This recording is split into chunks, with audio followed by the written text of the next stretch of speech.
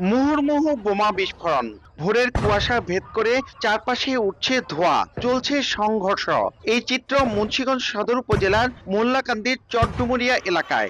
দীর্ঘদিন ধরে আধিপত্য নিয়ে জেলা বিএনপির আহ্বায়ক কমিটির সদস্য আতিক মল্লিক ও মোল্লাকান্দি ইউনিয়ন বিএনপির সভাপতি ওহিদ মোল্লার অনুসারী শাহ কামাল গ্রুপের সঙ্গে ইউনিয়ন বিএনপির সাবেক সহসভাপতি আওলাদ হোসেনের অনুসারী আরিফ গ্রুপের বিরোধ চলে আসছিল।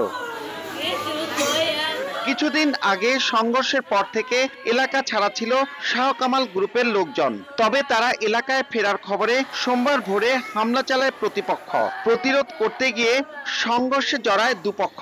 এ সময় গুলিবিদ্ধ হন আরিফ মির ও ইমরান। তাদের হাসপাতালে নিলে আরিফকে মৃত ঘোষণা করেন চিকিৎসক, আর ইমরানকে গুরুতর অবস্থায় ঢাকা মেডিকেলে পাঠানো হয়। আমার স্বামীর এমন মুদা করে দিল, আমার বুক খালি করে দিল, আমি কইজন যামু।